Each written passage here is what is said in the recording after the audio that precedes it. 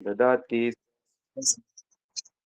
वन्देऽहं श्रीगुरो श्रीयुतापदकमलं श्रीगुरून् वैष्णवान् च श्रीरूपं साग्रजातं सगनरघुनाथान्वितं तं सजीवं साद्वैतं सावधूतं हरिजनसहितं कृष्णचैतन्यदेव श्रीराधा कृष्णपदान् गणललिता श्रीविशाखान्वितं च जय श्री कृष्ण चैतन्य प्रभु नित्यानंद श्री अद्वैत गदाधर शिवासादि गौर भक्त वृंद हरे कृष्णा कृष्ण कृष्ण हरे हरे हरे राम राम राम हरे हरे। हरे कृष्णा, सभी का बहुत बहुत स्वागत है नृत्य श्रवण की कथा में। और आज हम थोड़ा वृंदावन ब्रज के विषय में सुनेंगे, बात करेंगे। जैसा आप जानते हो, मैं हमेशा जब भी कथा करता हूँ तो मेरे मुख से पता नहीं क्यों सबसे पहले एक ही बात निकलती है कि आखिर हमें प्राप्त क्या करना है। क्योंकि मुझे हमेशा लगता है कि कोई ना कोई नया व्यक्ति क्लास में होगा और कम से कम उसको ये तो पता चले कि ये गाड़ी किस लक्ष्य की ओर जा रही है, हम आखिर प्राप्त करना क्या चाहते हैं। क्योंकि अनेक अनेक बार प्रयास करने के बाद भी बड़ी मुश्किल से मुझे समझ में आया है कि लक्ष्य भगवान को प्राप्त करना नहीं है। लक्ष्य भगवान से प्रेम करना है, मन को भगवान में लगाना हमारा लक्ष्य है। तो मन को भगवान में जैसे ही मन भगवान और भक्ति में चिपक जाएगा, तो वैसे ही भगवत प्राप्ति हो जाएगी। अगर कोई व्यक्ति आपके सबसे नजदीक रहता है तो वो भगवान ही है, क्योंकि वो तो भीतर में रहते हैं। अहम आत्मा गुणाकेशा सर्वभूतशया स्थिता। तो जिसका भगवान से प्रेम हो जाता है, फिर भगवान उसको अपने आनंदमय जगत में ले जाते हैं। या दूसरे शब्दों में कहूं तो वो जहां भी रहेगा वो आनंदमय जगत में ही रहेगा।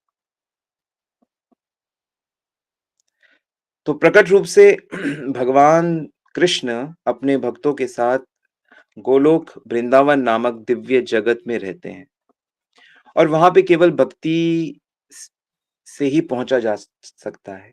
जिनके अंदर ये भाव जग गया, जो प्रेमी बन गए, वही जा सकते हैं। और वहां पे भी वो केवल भक्ति ही करते हैं। हालांकि दिखने में तो इस जगत की एक्टिविटीज और आध्यात्मिक जगत की एक्टिविटीज एक जैसी ही लगती है।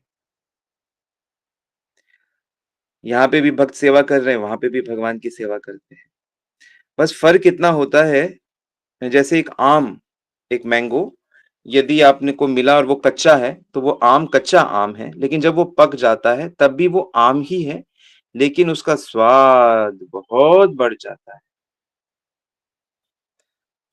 इसी प्रकार एक भक्ति वो है जो हम गुरु और शास्त्र के आदेश में निर्देश पे करते हैं, और दूसरी भक्ति वो है जो हम भगवान के साथ प्रेममय, मधुर, संगीतमय, स्वादमय भक्ति करते हैं। दोनों में कोई ज्यादा फर्क नहीं है। एक भक्ति कच्ची अवस्था में हम अभी कर रहे हैं और वहां पे हम पकी हुई अवस्था में करेंगे। और भक्ति हमेशा भगवान के भक्तों के संग में ही की जाती है, और भक्तों के संग में भक्ति करते करते पक जाती है, मैच्योर्ड हो जाती है।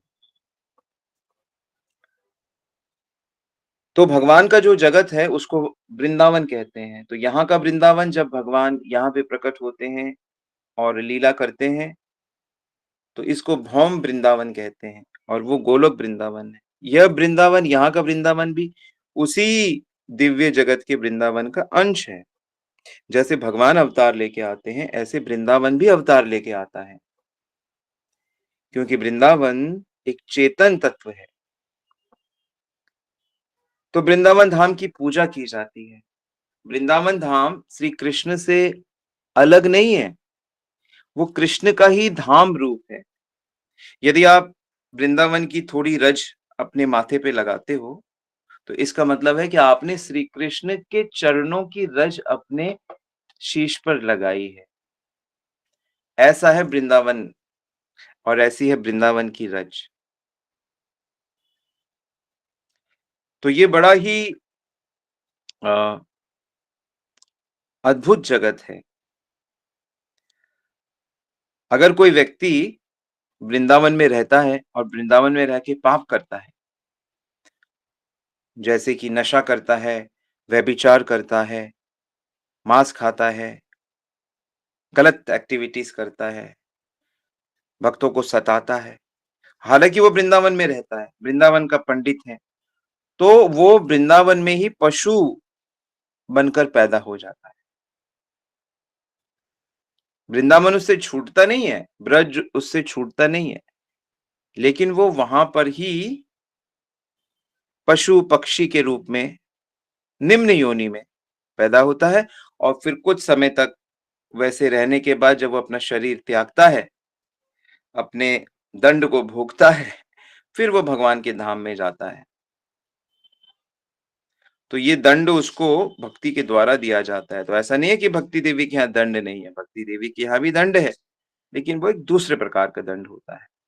इसलिए मनुष्य को बड़ी सावधानी से चौबीसों घंटे भगवान के कृष्ण के में मन लगा के रहना चाहिए। चाहे आप कृष्ण को को अपना स्वामी मानते हो, अपना दास मानते हो, चाहे मित्र मानते हो, चाहे अपना संबंधी मानते हो, चाहे अपना प्रेमी मानते हो, प्रियतम मानते हो, किसी भी भाव से, लेकिन मुख्य रूप से दास भाव से, क्योंकि अभी हम लोग माया में गिरे हुए हैं। अभी आर्टिफिशियली दूसरे भाव नहीं करने चाहिए।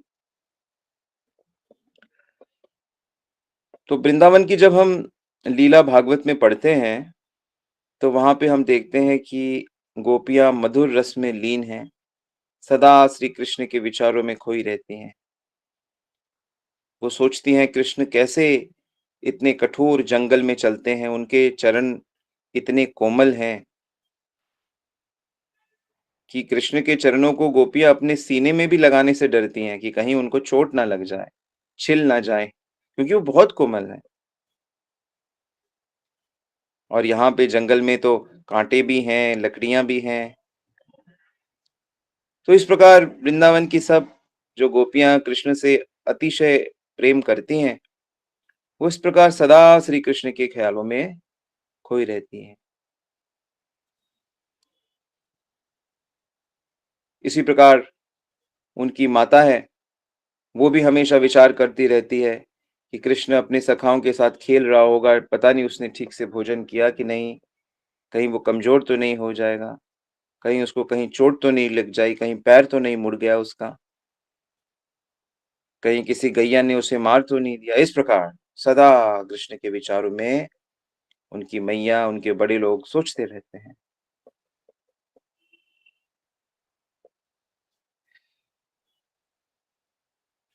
तो नारद जी इसीलिए इस बात को हम सबके लिए कहते हैं कि देखो, जब तक आप कृष्ण के धाम में नहीं पहुँचते हो, तब तो ख़ैर आध्यात्मिक शक्ति आपको भक्ति करने के लिए बहुत प्रेरित करेगी और सारा वातावरण ही इतना भक्तिमय होता है। जैसे अभी भी जब आप कभी वृंदावन धाम जाओ, तो वहाँ पे आपको एक अद्भुत भक्ति का आकर्षण प्रकट होगा क्योंकि हर चीज़ ही कृष्ण से संबंधित है।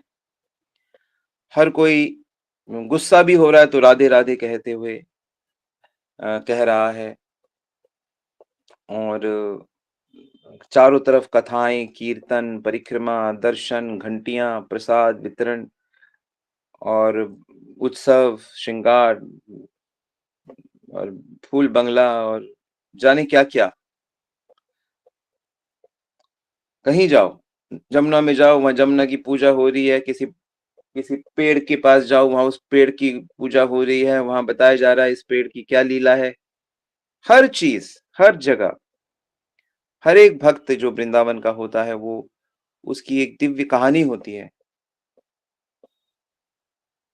मैं एक बार परिक्रमा करते हुए ऐसे ही मेरे सामने एक 18 साल का लड़का एकदम साधारण कपड़ों में बाबा जी वेश में जा रहा था। मैंने उससे पूछ लिया, "आप कहाँ से हो और आप कैसे वृंदावन आ गए?"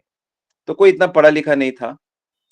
तो उसने कहा, "मेरी माँ मुझे बचपन में लाई थी और फिर जब बंगाली था, तो उसने कहा कि फिर मैं कुछ 5 साल का था और जब मैं 3 साल का हूँ, 3 साढ़े 3 तो जब मुझे बाहर ले गए, बंगाल वापस मैं रोने लगा और मेरा रोना कभी बंद नहीं हुआ। फिर जब मुझे वृंदावन लाए तो मैं चुप हो गया और तब से मैं यहीं रहता हूँ।" तो मैं आश्चर्यचकित हो गया कि मैंने ऐसे ही किसी एक व्यक्ति से ऐसे पूछ लिया और उसकी इतनी अद्भुत कथा है। तो मुझे पता लग गया कि ये सब चिंतामणि हर एक भक्त जो वृंदावन में होता है, ठीक इसी प्रकार हम पशु, पक्षी, कुत्ते, बंदर से तो बात नहीं कर सकते, लेकिन अगर कदाचित हम कर सकें तो हमें भी उनकी कहानी पता चले कि उनका भी श्री कृष्ण से कितना लगाव है। तो ये भगवान से जो लगाव है ना, यही हमारा मुख्य लक्ष्य है। यहाँ तक कि ब्रह्मा जी देखिए सारे ब्रह्मांड को सृष्टि करते हैं वो। सब हम जीवों को शरीर प्रदान करते हैं, हमारी सारी व्यवस्था करते हैं। भगवान ने उनको ये सेवा दी हुई है। वो क्या कहते हैं वो ब्रह्मा जी का एक दिन अरबों साल का होता है। अरबों साल नहीं मतलब उनका एक दिन में आप यूँ समझ लो हाँ, साढ़े 4 लगभग साढ़े 4 करोड़ साल का तो होता ही है। साढ़े 4 करोड़ साल।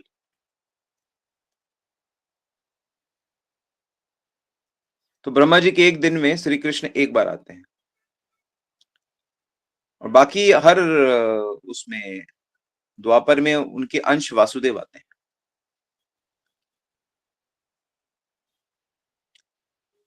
तो श्री कृष्ण वास्तव में सर्व जगत के स्वामी हैं।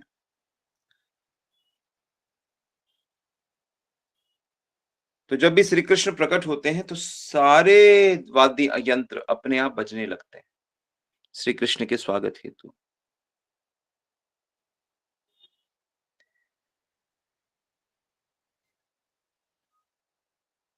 तो कृष्ण बहुत अद्भुत हैं। कृष्ण हमारी आत्मा है, आत्मा की आत्मा। कृष्ण हमारी आत्मा की आत्मा है। तो ब्रह्म संहिता ग्रंथ जो है, उसमें ये बताया गया है कि श्री कृष्ण का जो मूल स्थान है, वह गोलोक वृंदावन। वहाँ जो गायें हैं, वो सब सुरभि गायें हैं, सब कुछ प्रदान करती हैं, कामधेनु गाय।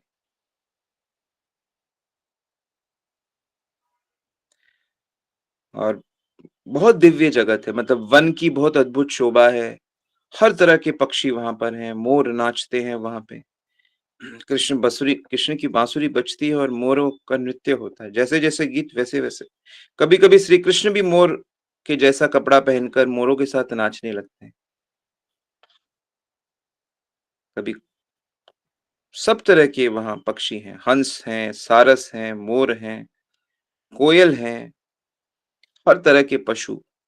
वो सब दिव्य स्वरूप में है, यहाँ की तरह नहीं। और कृष्ण तो हर पशु-पक्षी की बोली भी निकालते रहते हैं। तो बांसुरी बजाते हैं तो सब लोग आनंदित होके मस्त हो जाते हैं, मदोन्मत्त हो जाते हैं। तो प्रेम का जगत है और प्रेम के जगत के बारे में हम यहाँ बैठे-बैठे क्या करें, बस सुन ही सकते हैं और आशा कर सकते हैं कि शायद हम भी इस लायक बने कभी कि हम भी कृष्ण भक्तों की संग में पहुँचे, उनकी संगति में पहुँचे।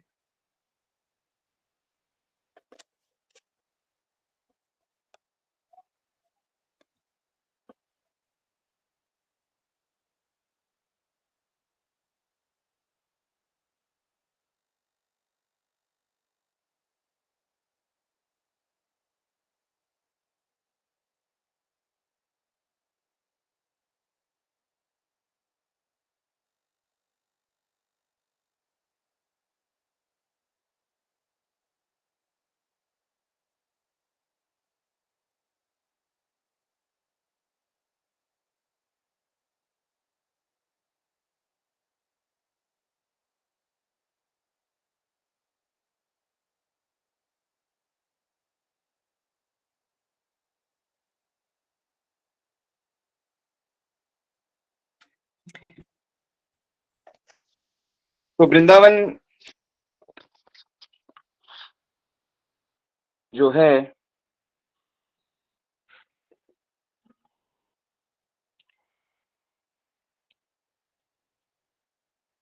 श्री कृष्ण की लीलाएं, अनलिमिटेड लीलाएं हैं वहाँ पे। जैसे कि आप जगत में रहते हो, आप देखो इस जगत में वो के उस्ताद हैं जगत के उस्ताद मतलब जिनके हाथों में ये जगत है, जो शक्तिशाली लोग हैं, जो बड़े बड़े नेता हैं, बड़े बड़े अभिनेता हैं, बड़े बड़े बिजनेसमैन हैं, तो वो लोग इस जगत में भौतिक लीलाएं करते हैं। बड़े बड़े वैज्ञानिक हैं, डिस्कवरीज करते हैं, और बड़े बड़े बिजनेसमैन, बड़े बड़े, तो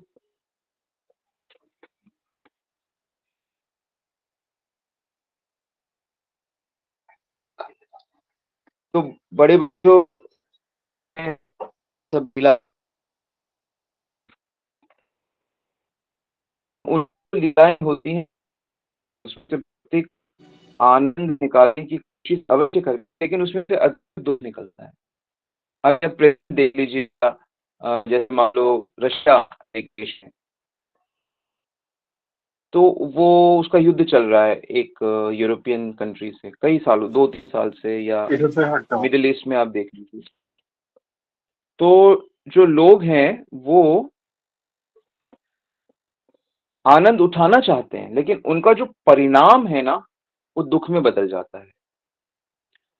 लोग विवाह करते हैं सुख के लिए, और अधिकांश जो मैरिजेस हैं वो लड़ाई में परिवर्तित होती है, या बस एक एक भार बन जाती है, या फिर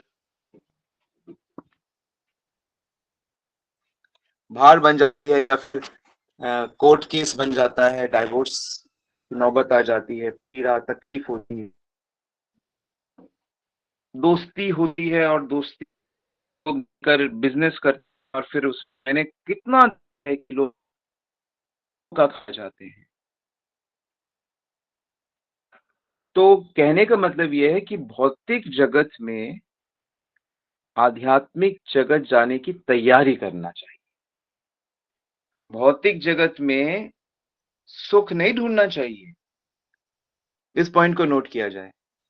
भौतिक जगत में जब हम मनुष्य जीवन पाते हैं, तो हमें भौतिक सुख प्राप्त करने की कोशिश नहीं करनी चाहिए। हमें अपने हर कार्य के द्वारा आध्यात्मिक जगत जाने की चेष्टा करनी चाहिए। और आध्यात्मिक जगत में जो श्री कृष्ण है, वो अपने भक्तों के साथ, क्योंकि सब प्रेममय लीला होती है, आनंदमय लीला होती है। हम ऐसा मान सकते हैं कि जैसे इस भौतिक जगत में बहुत गड़बड़ है, तो हम ये कह सकते हैं कि ठीक है बहुत गड़बड़ है, लेकिन हमारा जो घर है, हमारे घर के जो मेंबर्स हैं, अगर वो थोड़ी भी अच्छी बुद्धि वाले हैं, अच्छा कल्चर है, तो घर में थोड़ी शांति लोगों को मिलती है। अगर थोड़ी भी सात्विकता है, क्योंकि आपस में प्रेम है, आपस में संबंध है, तो ऐसे ही आध्यात्मिक जगत में सबका श्री कृष्ण के साथ प्रेममय संबंध होता है। और श्री कृष्ण आनंद स्वरूप है, तो श्री कृष्ण की हर चीज में आनंद है। उनके उनके दर्शन करने मात्र से आनंद है। जीव पागल हो जाए, उनके उनकी एक एक छटा उन पे पड़ जाए, या वो एक नजर देख लें, तो जीव पागल हो जाए आनंद से। तो फिर देख ले मात्र, और फिर उनके साथ दोस्ती हो जाए, व्यवहार हो, और लीलाएं हो, और संबंध हो, और तो फिर तो कहना ही क्या।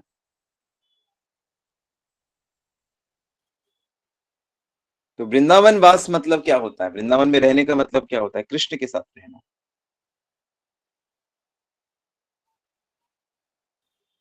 और वृंदावन को श्री कृष्ण कहते हैं मेरा घर है।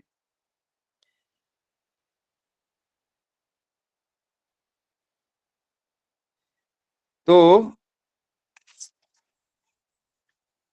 इसी भाव से वृंदावन जाना चाहिए कि हम श्री कृष्ण से मिलने जा रहे हैं, हम श्री कृष्ण के भक्तों से मिलने जा रहे हैं, हम श्री कृष्ण के भक्तों का आशीर्वाद लेने जा रहे हैं।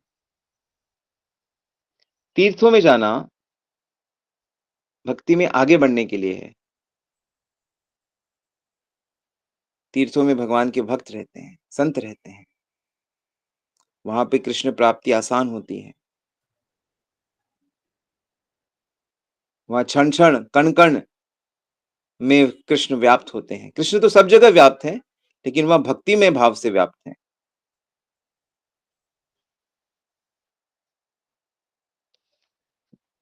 और मैं तो अब जितना समझ गया कि मैं तो अब जब वृंदावन जाता हूँ और कोई भी पेड़ मुझे वहां, मैं उसको कल्प वृक्ष ही मानता हूँ और उस पेड़ को छूकर उसके गले लगकर उससे कहता हूँ कि प्रभु थोड़ी भक्ति हमको भी दे दो।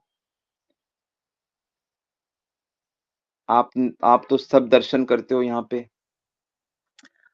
भक्ति मांगो, वृंदावन वास मांगो, भक्तों की सेवा मांगो, नाम रस का आनंद मांगो, कृष्ण लीलाओं में प्रवेश मांगो, गुरु का दास्य मांगो, गुरु की सेवा मांगो। इस प्रकार वृंदावन का हर पेड़ कल्प वृक्ष है, उससे उससे प्रार्थना करो। काम, क्रोध, लोभ इनसे छुटकारा मिले, ये मांगो। ये नहीं कि मनोकामनाएं पूरी हो, मनोकामनाएं पूरी हो जिससे कामनाएं और बढ़ जाए, लोभ और बढ़ जाए, इसका तो अंत नहीं है।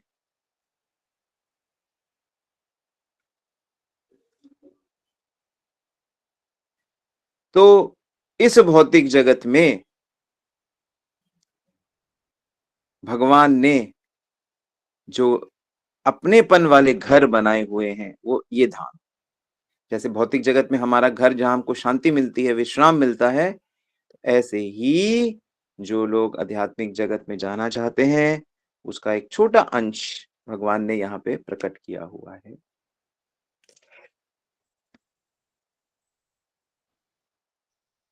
और वृंदावन की तो इतनी महिमा गाई गई है कि तीनों लोकों के जितने भी तीर्थ हैं, वहां पे जाना और वृंदावन की भूमि को सिर्फ स्पर्श करना वो उससे ज्यादा पवित्र कर देगी।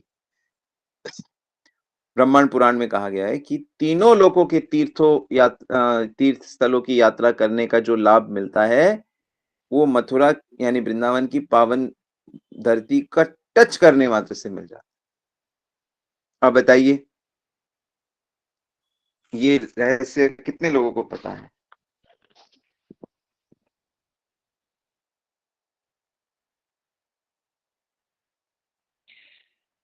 शास्त्र तो इतना कहते हैं, मथुरा महात्म्य में बताया गया है कि जैसे सूर्य प्रकट होता है तो अंधकार भाग जाता है। वज्र का प्रहार हो तो जो पर्वत है चकनाचूर हो जाएगा, मतलब कोई न्यूक्लियर बॉम्ब गिरे तो पर्वत चकनाचूर। गरुड़ को देखकर सांप कैसे भागते हैं, वायु तेज हो तो बादल कैसे उड़ जाते हैं, व्यक्ति को ज्ञान हो जाए तो सत्य पता लग जाए तो झूठ एकदम चला जाता है जीवन से, शेर को देखकर दूसरे प्राणी कैसे भागते हैं, ऐसे ही कभी कोई व्यक्ति अगर वृंदावन को प्रेम की नजरों से देख भी ले तो उसके सारे पाप भाग जाते हैं, नष्ट हो जाते हैं। मनुष्य को कष्ट तो उसके पापों से तो होता है, और कैसे होता है? कितने पाप हमने किए, दिन रात पाप करते हैं, मन से पाप सोचते हैं, बोलते हैं। कितने लोग तो मुंह इतनी गालियां देते हैं, मतलब, और कितने शरीर से भी और मन से भी। लेकिन प्रभु नाम, प्रभु धाम, प्रभु भक्त, प्रभु दर्शन, प्रभु प्रसाद, प्रभु धाम सब पापों को जला देता है। और ये पाप जलने पे ही फिर पवित्र नाम दृढ़ता से मन भगवान में लगता है और सुख आ जाता है जीवन में। सुख आता है, सुख कृष्ण संबंध से आता है।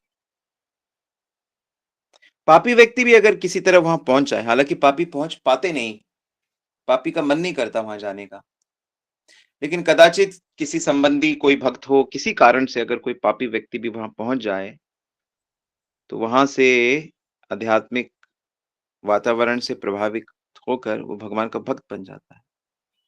मैंने कितने लोगों को देखा है गुरु महाराज के साथ, हम लोग जब भी यात्राओं में जाते हैं, वृंदावन जाते हैं या मायापुर या पुरी जाते हैं, तो जितने लोग जाते हैं उसमें मैक्सिमम जो लोग हैं, जो जो कभी भक्ति पहले नहीं किए, वो भक्तों के संग से और धाम के प्रभाव से भक्त बन जाते।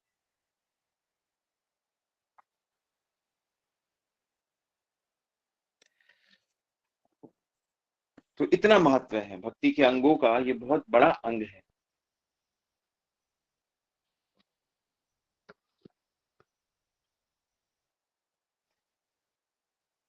इसलिए प्रबोधानंद सरस्वती कहते हैं कि देखो भाई, आपका जो शरीर है, आपका जो घर है, या किसी भी चीज का, वस्तु का मोह त्याग दो। जान लो कि मृत्यु ये सारी चीजें एक ना एक दिन हरण कर लेगी, इसलिए वृंदावन की ओर दौड़ो और अपना हृदय निर्मल करो। और भगवान से प्रार्थना करो, हे प्रभु मुझे अपने धाम के दर्शन कराओ। हे प्रभु मुझे आपकी लीला के दर्शन कराओ, मुझे ऐसी योग्यता प्रदान करो। जरा सा कुछ कृष्ण करते हैं और ब्रह्मा शिव जाके वृंदावन में दर्शन करना चाहते हैं।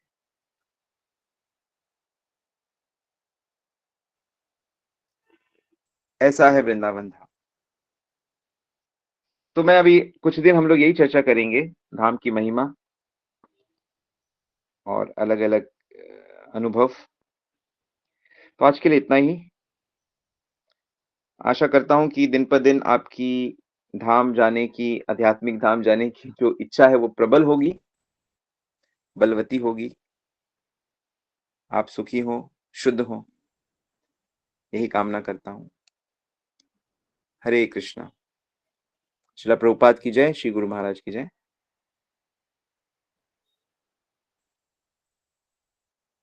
यस, कोई सवाल है तो आप पूछ सकते हैं।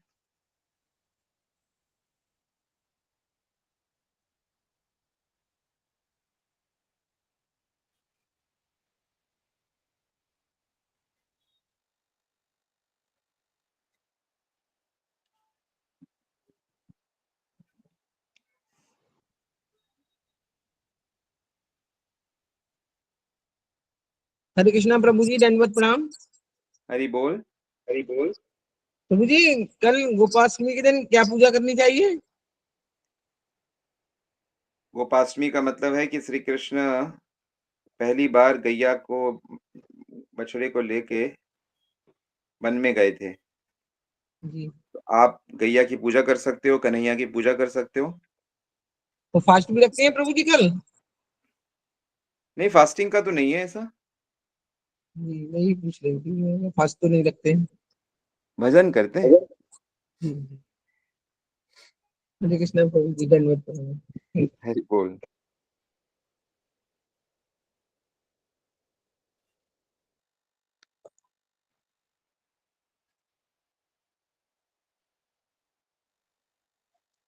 यस, ममता माता जी।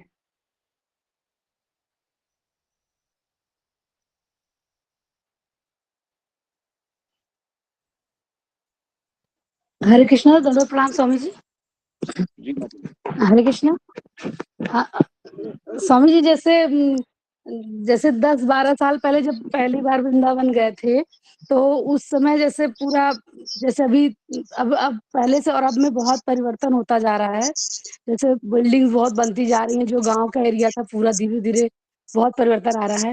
तो हमारे मन में प्रश्न उठता है कि धीरे धीरे ये सब चीजें जैसे बढ़ती जाएंगी, जैसे भगवान का जैसे रज की है बात, तो पूरा बनता जाएगा, तो ये अपने आध्यात्मिक दृष्टि से जब हम देखेंगे तो वो वैसे ही रहेगा ना। जब हमारे अंदर वो भक्ति आएगी, उतनी हमारे अंदर वो आएगा आध्यात्मिक, वो जैसे जैसे ऊपर जाएगा, तो वो उसका मतलब थोड़ा सा उसके बारे में हम, हमारे मन में बड़ी जिज्ञासा होती है कि धीरे धीरे जैसे अब हम लोग जैसे दर्शन करने वाले जैसे भीड़ हो जैसे गई। जैसे जैसे कलयुग बढ़ेगा, वैसे वैसे ये जो धाम है ये लुप्त होते जाते हैं। अब जैसे जमुना है, उस वो इतनी पोल्यूटेड हो गई है, उसको पोल्यूशन कर दिया। स्थान है वो सब सीमेंट और रोड, और अब मैं वृंदावन गया था तो सब जगह होटल्स और गेस्ट हाउस ही चारों तरफ खुलते जा रहे हैं, सब जगह पैसा और पैसा और पैसा। तो वो कलयुग के प्रभाव के कारण क्या है ना, कलयुग इनको ढकने की कोशिश करेगा, वृंदावन के प्रभाव को। कुछ संत लोग मंदिर बनाते हैं, धर्मशाला बनाते हैं, उत्सव अवश्य करते हैं। तो वृंदावन का वास्तविक दर्शन तो हमें देखो अपनी चेतना में ही करना पड़ेगा, अपनी कानों से ही सुनकर, जैसे हमारे गोस्वामियों ने उसका वर्णन किया है। जैसा भागवत में वर्णन है, तो हमें वास्तव में उसको उसी तरह से देखने का प्रयास करना पड़ेगा। और जी जब हमारी उसको देखने की इच्छा प्रबल होती जाएगी तो हम उसके दर्शन कर भी पाएंगे। कलयुग चाहे कितना भी करे या पाखंडी लोग कितना भी करें, लेकिन हम उसके दर्शन, दिव्य दर्शन कर लेंगे, क्योंकि अभी से नहीं, पहले से भी। अब क्योंकि कई जगह पे लोग जाके फिर यही कहते हैं कि भाई यहाँ तो बस पैसे का खेल है, पंडित लोग बस धन मांगते रहते हैं। बिल्कुल सही बात है, इसको नकारा नहीं जा सकता, लेकिन उसका ये मतलब नहीं है कि जो आध्यात्मिक स्वरूप है उसमें कोई कमी है। तो अपनी आपको इन सब परेशानियों के बावजूद भी हमें दिव्य स्तर पे लाना होगा। और यही आचार्यों से हमने सीखा है। पर अगर अधिक से अधिक भक्तों की चेतना उन्नत होगी तो इसको फिर दिव्य रूप में आने में भी कोई देर नहीं लगेगी। जी स्वामी जी, और एक और था प्रश्न कि जैसे जब जाते हैं धाम में, वृंदावन में, तो वहां पे उतना आनंद उस समय नहीं आता। जब वापस आते हैं तो जो वहां की कुछ जगह होती है ऐसा जो दिव्य, मतलब वो उसकी याद बराबर बनी रहती है सालों सालों तक। तो उसी याद में वो ज्यादा आनंद आता है जब उसका धाम का याद करते, कोई ऐसी कुछ घटना हो जाती है या कुछ दिखता है ऐसा आनंद दिव्य जगह। आनंद चिन्मय रस प्रतिभाविताभि, जी तो ये आनंद का जगत है ना, इसीलिए वो आनंद उस दिन से शुरू होके फिर बढ़ता जाता है, कई साल बाद भी उसकी याद बनी रहेगी। ठीक है। जी जी स्वामी, दंडवत प्रणाम। और तन से नहीं जा सकते तो मन से भी जा सकते हैं। और अब तो वीडियो, यूट्यूब में इतने वीडियो भरे हैं, जिस मर्जी लीला स्थली के दर्शन करने हैं उसका नाम लिख के टाइप कर दो तो वो आ जाता है। तो ये भी एक अच्छी बात है। यस अरविंद प्रभु।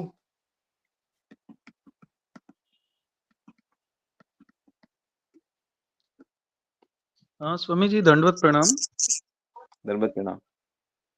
मैंने प्रश्न लिखा भी है कि जैसे मृत्यु के पश्चात इस योनि में जो चेतना होती है वो क्या दूसरी योनि में जाकर जागृत रहती है, अगर साधना अधूरी रह जाए या बहुत लोग की कम रह जाती है या नहीं कर पाते हैं, तो इस तरह की कोई लीला चेतना हो का या इस तरह की। चेतना का विकास ही योनियों की प्राप्ति होती है।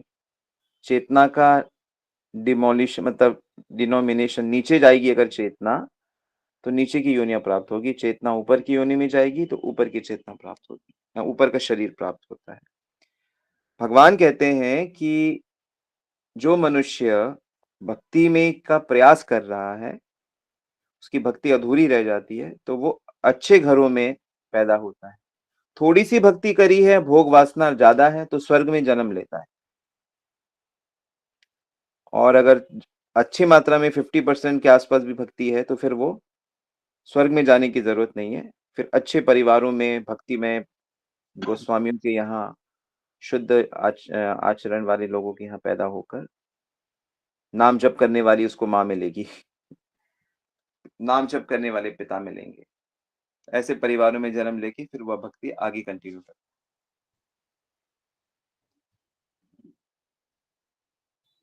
तो चेतना जैसी होगी उसके अनुसार ही मनुष्य दूसरी दूसरी योनि में जाता है। और यहाँ जो एग्जाम्पल दिया गया था वो कि जो लोग धाम में रह के कदाचित उनसे कुछ पाप हो जाते हैं तो उनको पशु योनि धाम में मिलती है। धाम के साधुओं के बारे में बात कर रहे थे।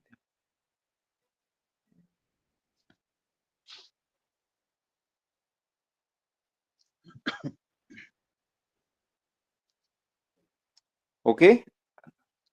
जी स्वामी जी, थैंक यू, दंडवत प्रणाम।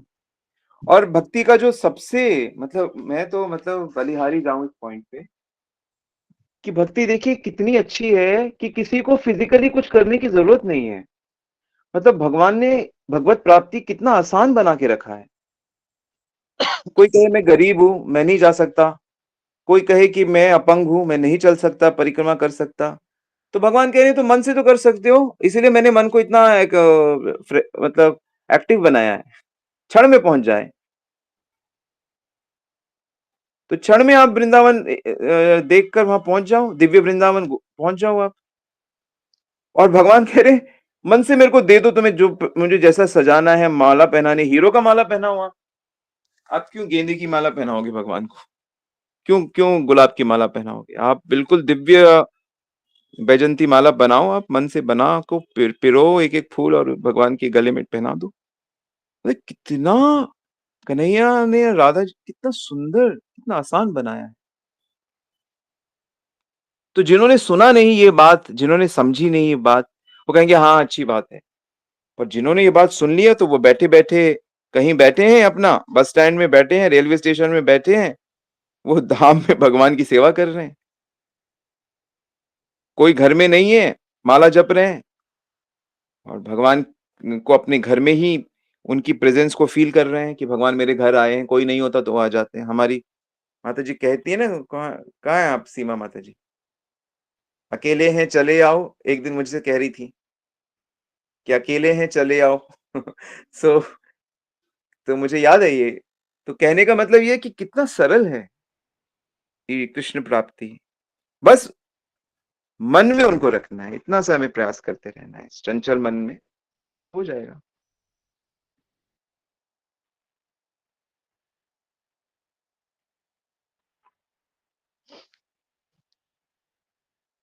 हरे कृष्णा। हरे कृष्णा स्वामी जी, थैंक यू।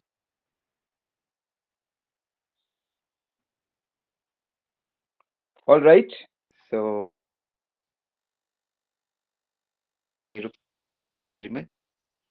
वांछा कृपा सिंधु